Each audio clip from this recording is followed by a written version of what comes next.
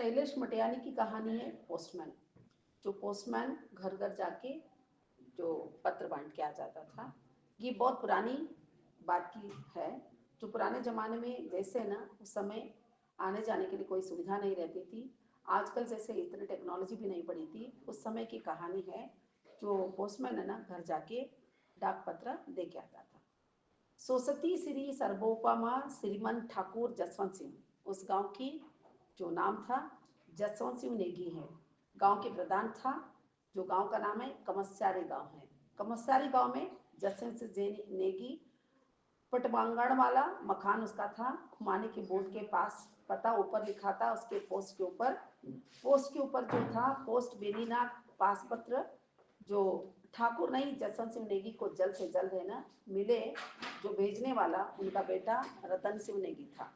जो रतन सिंह नेगी जसवंत सिंह नेगी का पुत्र है। हाल मुकाम मिलिट्री क्वार्टर्स से देहरादून से आया था पत्र।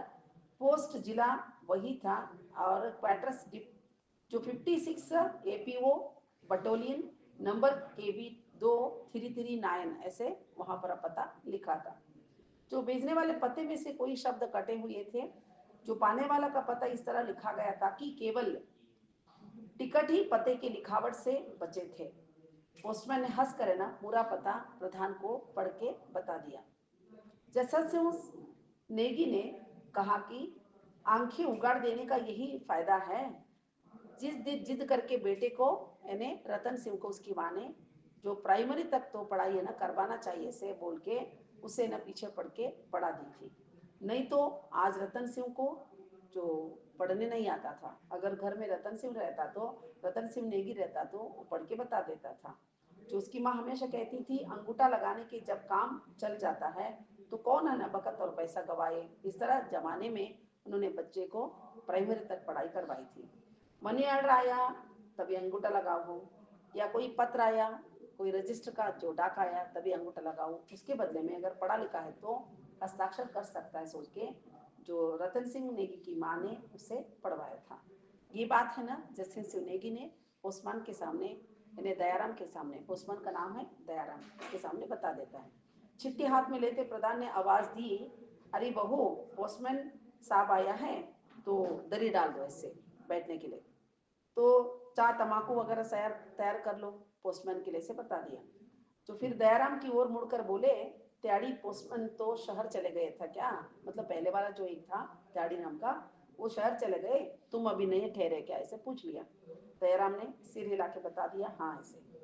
और जो कहता है आगे, अगर मोतीराम मास्टर ने अदावत हो गए तो दर्जा 4 में भी 3 साल रख देता था। मतलब अपने बेटे की पढ़ाई के बारे में यहाँ पर जसवंत सिंह नेगी ने पोस्टमैन के सामने बता रहा है। तो इतना पढ़ा लिखा मेरा बेटा 4th क्लास में 3 बार नहीं बैठता था, वो आगे जाता था, ऐसे बता देते हैं। दयाराम दरी पर बैठते हुए जो लिफाफा खोलने के बाद पढ़ना शुरू कर देता है पत्र में क्या लिखा है इससे। ससती श्री सर्वोमापा पूज्य पिताजी का पांव पकड़ी, फैलगान बार बार कबूल हो, आशीर्वाद चिरंजीवी रहे, ऐसे ही काका जमन सिंह जीओ दाजू को भी आशीर्वाद चिरंजीवी ऐसे इस तरह उसमें पत्र शुरुआत में लिखा था। और पटवारी साहब मेरी दोनों हाथ जोड़ी जय हिंद पहुंचे देना ऐसे भी लिखा था। और एक बात याद आता है छोटे भाई आनंद सिंह को मेरे हाथ की, मतलब जसवंत सिंह नेगी के जो छोटा भाई रहता उसको भी उन्होंने जो सिरदरी आशीर्वाद पहुंचा दिया था उसकी शादी को, उसकी भाई को, मतलब ये रतन सिंह नेगी के जो भाई रहता है और उसकी शादी के बारे में भी उस पत्र में जिक्र करता है। और ठाकुर चेतन सिंह बेटी को टीका लगा, मतलब उसी गांव में एक ठाकुर चेत सिंह रहता, उसकी बेटी को आनंद सिंह के साथ है ना शादी करने के लिए बता देता है। और आजकल यहाँ सर्दी, मतलब वहाँ की जो मौसम के बारे में भी पोस्टमैन पढ़ते पढ़ते जा रहा था। वहाँ जिस दार्जिलिंग में रहता था वहाँ की जो इसके बारे में भी हवा मौसम के बारे में उसने जिक्र किया कि कहता है कि सर्दी का मौसम है, बहुत है ना बर्फ गिर रहा है और डिप्टी जमादार आवाज देता है तब तक एक ऐसे बता रहा था। वो कहता है डिप्टी जमादार मुझे बुला रहा है और बुट जो पॉलिश लगा लो मुझे टाइम हो गए हैं जो मुझे जाना है, फिर शाम को लिखूंगा ऐसे बोल के चला जाता। फिर दयाराम ने पन्ना पलटते हुए कहा कि जो दूसरी तरफ क्या लिखा था वो पढ़ लेता है। बाकी क्या लिखूं, आप खुद है ना समझदार है, सब समझ लेते, उसमें लिखा था। छुट्टी पर साल भर बाद आऊंगा, ऐसे भी लिखा था। और इस तरह पत्र पढ़ के ना जो सुना देता है दयाराम। और कामसी गांव के पोस्टमैन दयाराम जो लौटते समय संध्या हो गई थी, और 5 जो पोस्ट है ना ऑफिस बेनीनाग में पोस्टमैन को देने का था, और नया नया नौकरी उसको लगा था पोस्टमैन को। हाई स्कूल पास करने के बाद ही बेकार पड़ा था, और उसके पिता ने हरकारे की ड्यूटी करते थे, और शहर जो पोस्टमैन के यहाँ चातुर्मास बर्दी ठेकिया ककड़ी लौकी बोरी पहुंचाने का काम भी करता था। और लेकिन हफ्ते भर में 2 बार दयाराम ड्यूटी पर है ना कमस्याई और उसके निकटवर्ती गांव में जाता था डाक पहुंचने के लिए। आज दूसरी बार वो कमस्याई गांव में आया था। गांव के लोग बड़ा सत्कार उसका कर दिया, और किसी का मनी ऑर्डर लेने का था, और किसी का दयाराम उसे देता है, और उसके तिलक लगाते हैं सारे लोग मनी ऑर्डर आए सोच के, और दक्षिणा भी दे देते उसको पोस्टमैन को। और मनी ऑर्डर अपने पर कई लोग है ना आसपास के पहाड़ी टीलों पर है ना जो देवी गंगा जल गुल्लू हर श्याम आदि जो मंदिर था वहां पर भी दिया लगा के आते हैं। इतना खुश हो जाते गांव के लोगों को, उनको मनी ऑर्डर मिला है सोच के। और मनी ऑर्डर के रसीदी को भी भगवान के जो सिर पर चरण पर चढ़ा देते हैं, और चढ़ा के परमेश्वर देखो मनी ऑर्डर हमें मिला है, ऐसे हमें मनी ऑर्डर आते रहे, इस तरह भगवान के सामने बोलते भी थे। अपनी खाकी वर्दी पहनकर जो खाकी झोला कंधे से लटकाई हुए दयाराम पोस्टमैन जब भी गांव में जाता तो जिस घर के समीप पहुंच लेता था, उखल कुर्ती औरतें मुसल से जो कुर्ती औरतें मिलती थी, और रोक लेते हुए दूध दुहने वाले जो उत्सुकता से हड़बड़ी में जो उड़ जाते थे, उनको आते ही कोई मनी ऑर्डर है क्या, पत्र है कैसे, उंगलियों के बीच में संतुलन खो बैठती थी कभी कभार इसको देखते देखते, और एक धार जमीन पे बिखेर देते थे कभी कभार इनको, बस उनको देखते। बच्चे फलों के मौसम के पधारे हुए थे, मतलब मौसम था, फलों का मौसम था, जवानों इनकी तरह बच्चे लोग इधर से उधर उछलते रहते थे। और इस तरह गांव का दृश्य रहता था जब भी पोस्टमैन गांव जाते तो। लड़ाई का जमाना था, कुमाऊं अधिकांश बेरोजगार जवान बेटे जो पलटन में भर्ती हो गए थे, और आर्थिक विवशता ने उन्हें परिजनों अपनी धरती पार्वती से जो विलग होने का भी बाध्य कर दिया था। और दयाराम जब जंगली रास्ते गुजरता हुए उसे पहाड़ी औरतों की व्यथा भरे विरह गीत को सुनते हुए और आगे न बढ़ता था, और हिटलर को गालियां भी देती, उसकी चुटिया को जनेऊ को पत्थर पर रखती थी, उसके मुंह पर साल का जो मतलब कोई युद्ध में कोई मर जाता था वीरगति प्राप्त करता था तभी सारी औरत लोग है ना ऐसे डांटते रहते थे। और दयाराम अक्सर देखता था जहाँ कहीं भी पहुंचता तो पलटियन स्वामी वाली हर औरत हिरन की सी आंखें करके खरगोश के से कान बना के जो दयाराम की बातें सुन लेते थे, दयाराम की ओर देखते थे, कोई लाम से पधारा हुआ जो फरिश्ता आए जैसे उसको देखते थे, कंधे पर खाकी झेले में लटकते हुए जो ये है ना कलम निकालते थे, और जैसे वहां उनके सौभाग्य दुर्भाग्य विधाता ने जो लिखा वो है ना लिखते थे, वो जो लोग भी बोलते थे, कभी कभार वो पत्र खुद लिख के ना उनको पोस्ट कर लेता था। जो लिफाफे मनी ऑर्डर की जगह पर कई तार भी कभी कभार आ जाता था। एक माथे का सिंदूर पूछना, 2 हाथों की चूड़ियां टूटती हुई गांव भर में मातम बच जाता, तभी तार वो सुनाता था। एक बार ऐसे हो गया था, दयाराम है ना मुवाणी नाम गांव में जाता है, और एक तार आया था, उस तार में लिखा था धनसिंह बिष्ट का बेटा मारा गया था। और धन सिंह की जो बहू थी तभी कश्मीर की लड़ाई में मर जाता है बेटा, धन सिंह का बेटा। और तार दयाराम ने खुद है ना पढ़ के सुनाता है, तभी उसकी जो बहू रहती है वो है ना ऐसे बोलती है, बिजली की चपेट में आई और मरमत तक चीखे मारती हुई और तारंती लेकर दयाराम की मारने की दौड़ जाती है। कहती है, अरे मर जाए पोस्टमैन, पालने पोसने वाला, जिसने तुझे ना जो कुकर्म सिखाया है, तेरी माँ बहनों काले चरियो कहे पहलों टूट टूट चुके, और पापी तार मेरे घर में क्या वज्र गिराने जैसे लेके आया। अरे तो गोड का बैल गांव का प्रधान मर जाए और मेरे बालकों के अनाथ कर दिया तुमने, तेरे ऊपर होती उम्र के सहारा न मिले, और जैसा जय हिंद तान तूने मेरे घर पहुंचाया, गोल देवता के थाने में बकरे काटू, जो कोई तेरे घर में ऐसा ही है ना तार पहुंच के मर जाए। इस तरह औरत है ना चीखे चिल्लाते हुए रोते हुए दयाराम को गाली देती है। और इस तरह दयाराम वो सुनते सुनते पसीना छूट रहा था। बेचारे उसका करुण विलाप वो सुन नहीं पा रहा था और वो छाती कूट रही थी, विलाप कर रही थी और दोनों हथेले माथा टेकते हुए गालियां भी दे रही थी। और पोस्टमैन तुझे आंचल की छाया हार्ड मांस की गाय देने वाला भी ऐसे ही है ना, छातियां चुट चुट के मर जाए, ऐसे गालियां देती है। दयाराम माथे का पसीना पोंछते हुए तो नौकरी के लिए घर से कस्बे का चला था। माँ ने छाती पर, जब भी उसकी माँ की याद आती है, जब भी वो माँ के ऊपर गालियां देती है तो, और बेचारी ना माँ ने इसे, जो लाला आज मेरी छाती का पत्थर हटा है, जो मैं डरती थी, कहाँ तो पलटन बन गया तो, और मर गया तो कैसे पोस्टमैन बन गया ना, इस तरह माँ ने बता दिया था। अभी ये पोस्टमैन बन के पत्र लेके आया तो वहां पर वो पलटन मर गया, उस तार के द्वारा उसको वो दुख वार्ता दे देता है। तो उसकी पत्नी ऐसे बताती है तो इसको अपनी माँ की याद आती है। लेकिन जब जिंदा थे तभी जरूरत थी ज्यादा बाप की, पोस्टमैन की नौकरी ही कोई खतरा नहीं था ऐसे सोचा था, अभी पोस्टमैन की नौकरी के लिए भी खतरा ऐसे उसको पता चला।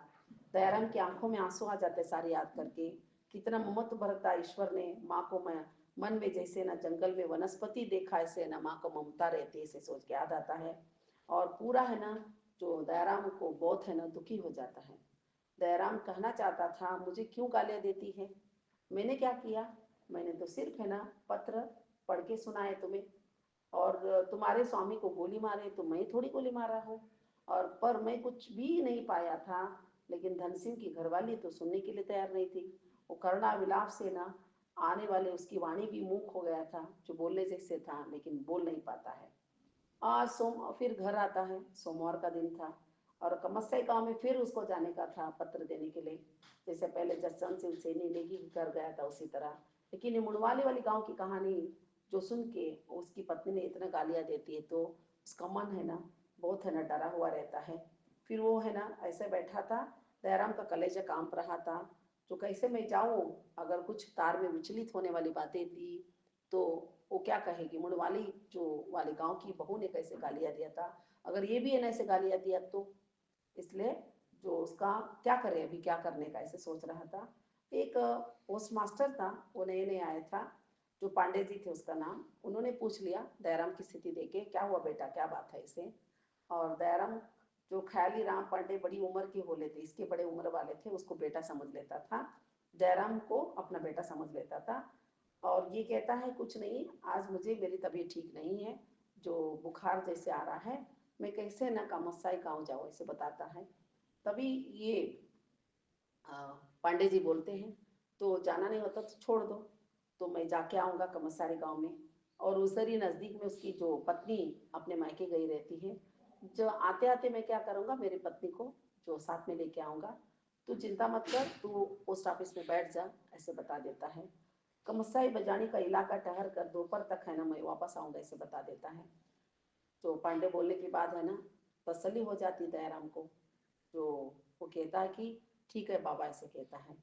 और अपनी दुकान में तो बैठ जाओ, और दुकान में दुकान संभालते हुए टिकट भी अगर कोई पूछा तो स्टैंप वगैरह तू इतना पैसे दे दो, गले में पैसे डाल दो, ऐसे बता के चला जाता है। और दोपहर बीतने के बाद है ना पांडे जी कमसारी गांव में आ जाते हैं। जो कमसारी गांव के जो जयसवंत सिंह नेगी के घर आता है, और जयसवंत सिंह नेगी ने अपनी बहू को बुला देती है, कहती है दरिया डालने के लिए, और दरिया डाल देता है, बैठ जाते हैं। और जो इसको तार पड़ने का रहता है, तार पढ़ के बता देता है। देखिए दयाराम चीखने चीखने का मतलब उसको इतना दुख हो, दर्द हो रहा था, अगर कुछ हुआ तो, कुछ बोला तो ऐसे। लेकिन अभी दयाराम को याद करते हो, मुनवाली को याद करके ऐसे हो रहा था, जिसने तुझ बुढ़वा को छाती का दूध पिलाए उसी की छाती फट जाए, ऐसे बातें ना सुनने जैसे लगता उसको। दोपहर बीतने के बाद है ना दयाराम को लगा चक्कर जैसे आने लगा था, और मर जावे पालने वाला पोस्टमैन तेरा तो गुल्लू देवता, ऐसा ऐसे गालियां दे बार बार उसको सुनाई दे रही थी। दयाराम चीखने जैसे बार बार उसको ऐसे लग रहा था एक बार चीख लगो, ऐसे इतना दर्द इतना डर उसको हो रहा था। और उल्टी हथेल पर माथा टोकती हुए छाती कूटते हुए उस दृश्य उसको बार बार याद आ रही थी, और उसकी माँ के पास जाने का मन लग रहा था। फिर उसे ख्याल आता है कि तार लेकर तो पांडे जी गए ना, मैं तो थोड़ा गई हूँ, ये घर में बैठा है, तो उसको ख्याल आता, उसको याद आती है। और लेटे लेटे सहसा है ना उसे लगा कमसारी गांव की तरफ है ना जा रहा है। रतन की विधवा जंगल में अगर घुस गई घास काटते हुए रो रही होगी, 2 तारीख की तार सिर पर, इस तरह वो याद कर रहा था। मतलब रतन सिंह की पत्नी भी ऐसे विधवा हो जाएगी, रतन सिंह मरा होगा, वो वार्ता है ना सुनाता होगा, पांडे जी इस तरह याद कर रहा था। अभी दयाराम चीख जैसे हो जाता है, दीदी मैंने तो नहीं मारी है ना, इस तरह सपने में बड़बड़ाता रहा था। और बुखार इतना ज्यादा चढ़ गया था दयाराम को, पोस्ट मास्टर ने उसे झकझोर दिया था। फिर वो पूछ लेता आने के बाद, तो तकदीर तो कुछ कच्चा की निकल आए, याद दया बैठे, तार लेकर प्रधान जसन सिंह नेगी के घर गया था, तेरी जगह पर मैं गया था, लेकिन अल्मोड़ा तो उनकी बेटी ब्याही, उसके लड़का हुआ था। खबर क्या आया था, उसकी बेटी के लिए एक लड़का हुआ था। तो बेचारे ने खूब है ना अवभागत किया, मतलब मेरा सत्कार खूब किया, ऊपर से 8 आने का दक्षिणा भी दिया, और 54 तुम्हें देने के लिए कह दिया। जैसे ब्राह्मण को दक्षिणा देते, मुझे भी 8 आने दिया और तुझे भी दिया, बताया 54 देने के लिए। देखो इतना मेरा है ना ख्याल रखा, ऐसे बताने लगा। दयाराम को विस्मय हुआ, इतना उसको विश्वास न करे सो रहा था। खुशी के साथ पांडे जी को देखता रहता, और चवन्नी जेब से निकालकर उसे देते हुए पांडे जी ने बोले, चलने लगा था कि प्रधान की बहू प्रधान से बोली, अरे 4 आने दक्षिणा छोटे पोस्ट मास्टर आया था ना पहले, उसको भी दे दो। ऐसे कहा, दे लो बेटा। आहरे बड़ी लक्ष्मी बेटी, चाय चाव में भी इतनी शक्कर घोली थी और पी लिया मैंने, बहुत आनंद हुआ, ऐसे बता देता है। पांडे जी आराम से पांव पसार बोले थे, लेकिन पुत्र खीर के उपारे पन्नारी ससुराल में चढ़ाई, जो इतना खीर बना के मुझे खिलाया, इस तरह दयाराम सेना पांडे जी बोल रहे थे।